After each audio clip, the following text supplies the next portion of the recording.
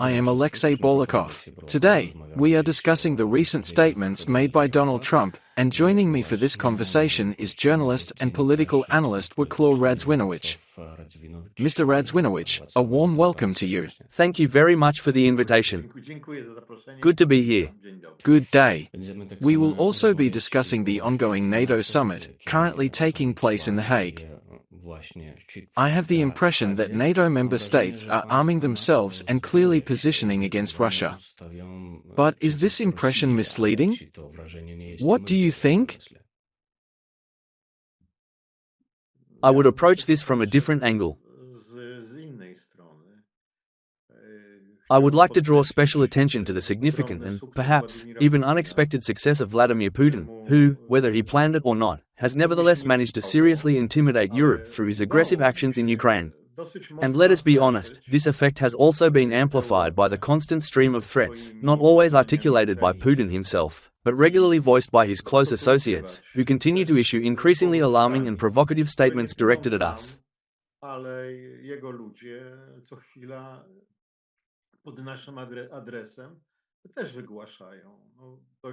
It is enough to recall Dmitry Medvedev, who for 4 years served as Putin's stand-in, and who recently made a completely absurd and provocative statement, suggesting that Iran could potentially receive nuclear weapons from certain allied nations, with Moscow, naturally, acting as the key intermediary in such a scenario.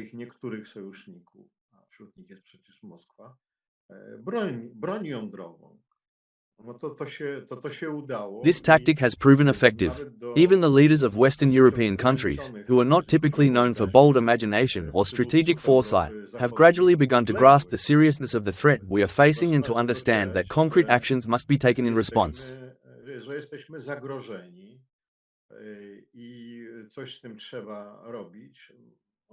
In addition to all this, there is also the rather convoluted and, at times, bordering on hysterical foreign policy stance of Donald Trump, who has repeatedly hinted, and on occasion even explicitly threatened, that the United States may refuse to fulfill its obligations to defend Europe in the event of a crisis.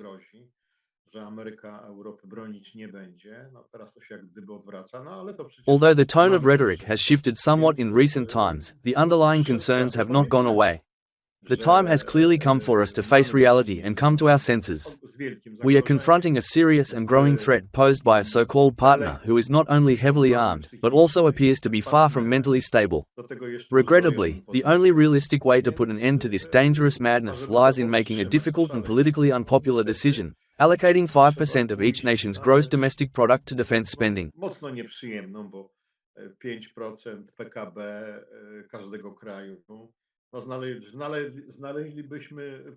We could certainly find more pleasant uses for this money than on missile systems we all hope will never be used.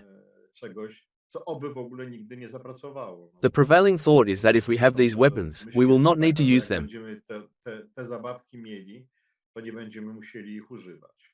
But this is a collective effort, with a substantial contribution from Putin himself. Let us get into more detail. What are your impressions following the discussions, the announcements, and the decision to allocate €50 billion for Ukraine, especially in the broader context? The pledge of €50 billion in support of Ukraine certainly sounds encouraging and holds considerable promise for the future. But the reality remains unchanged. Europe does, in fact, possess the financial resources necessary to address this challenge. It has a lot of money. It can afford this and an even greater financial commitment. The question is, what will we do with it?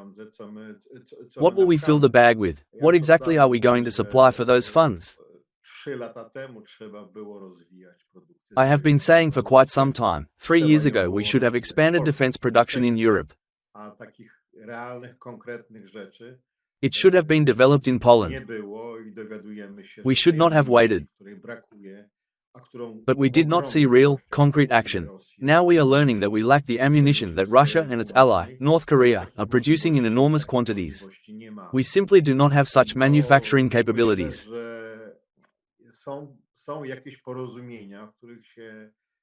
I believe there may be certain agreements, ones that we will not necessarily learn about, or at least not anytime soon, between Europe and the United States. A significant portion of this money will likely be spent on purchasing goods from the United States. The American economy is far more flexible and less restricted than the European one. They can ramp up production quickly. Take the example from the Second World War. Admiral Yamamoto said before the bombing of Pearl Harbor, "We will bomb Pearl Harbor, we will sink 3 aircraft carriers, but the United States will immediately build 30 more." And that principle of Yamamoto seems to hold true even today. So, what matters most is finding a use for this money, and not wasting time.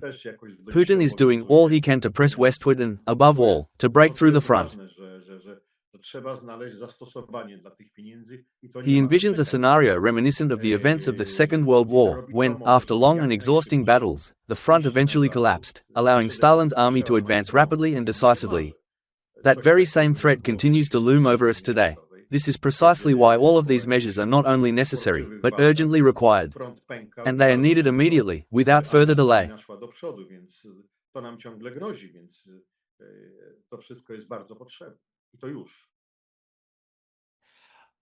Will Russia respond to NATO's decision? I am referring to the increase in defense spending, the rearmament of the United Kingdom, which is also set to receive tactical weapons for its aircraft from the United States. That is a very sound move. I am not a militarist. I view armament as something that prevents war, especially in today's circumstances. We are no longer dealing with combative and hot-blooded monarchs, for whom war was glory, fame, and everything else. Aside from Putin, those figures are gone. In any case, yes, Russia is already reacting in advance. What Putin said last week in St. Petersburg was complete nonsense. The strange thing is that no one opposes him, and it is all repeated in Russia. He claimed, for instance, that NATO has a total population of 340 million. That is actually the population of the United States alone, while NATO is 3 times that size.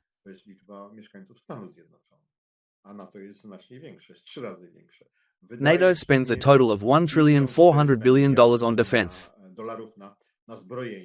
Putin presented this as absurd, unnecessary, and excessive. He spoke of it in advance, knowing full well that those expenditures would be increased. He himself can still allow additional military spending, but it is very dangerous for him. I believe that he imagines he can keep raising defense spending. At that same forum in St. Petersburg last week, which was supposedly an international economic forum, although the participants were far from credible, Putin seemed more interested in shady actors and the underworld of terrorist circles. The president of Indonesia was also in attendance. However, despite his presence, the event could by no means be considered genuinely international in scope or representation. What happened there, however, was very interesting. Sharp disputes broke out among Putin's people. It is evident that there is division within his circle. Those responsible for the country's finances, for its economy, and for the money needed for war, are saying, enough. As Reshetnikov put it, we are on the brink of recession. Others are attempting to soften the message, speaking of an economic cooldown, of troubles and difficulties. But from what I know of their sentiment, and I do know something, the people in the economic and business sectors, including major enterprises and figures from the financial arms of government, are saying, enough. Enough of war, because they simply cannot afford it.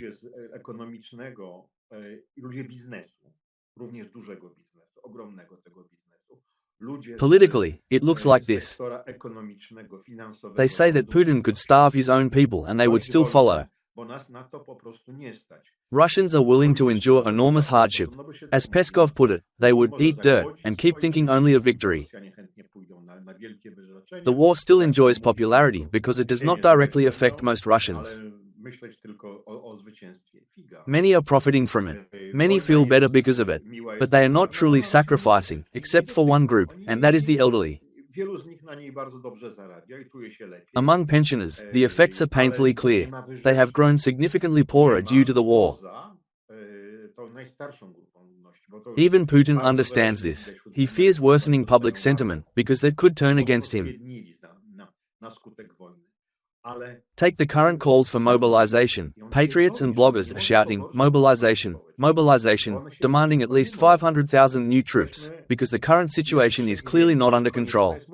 But Putin knows that if he does this, he will face what he faced in September of the year 2022, a mass exodus of people and a dramatic collapse in patriotic morale.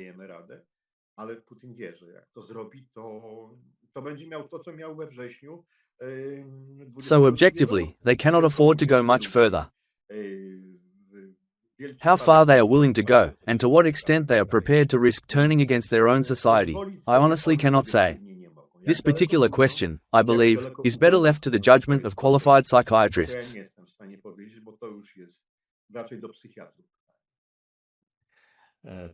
Now, regarding the Polish people, can Poland and other countries on the front line of defense now feel safer?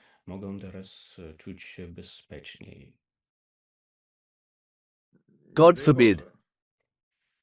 No.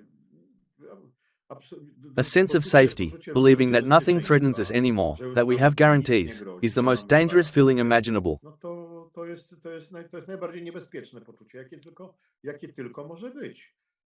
I personally know officers of the Russian army, and I know that their greatest dream, after as little as 200 grams of vodka, is to start discussing how Article 5 of the NATO Charter is nonsense, that no one will come to anyone's defense, that collective defense is just a myth.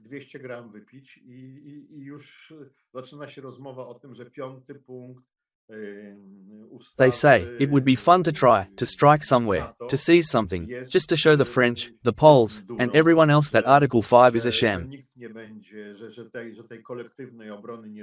That it does not apply, that you are in fact defenseless and entirely on your own. That is something we must never forget, it is still a reality. These people are in full military fervor. They feel they are succeeding, they believe they are doing well. The farther from the front, the more convinced they are that everything is going splendidly, and that can lead to dangerous outcomes.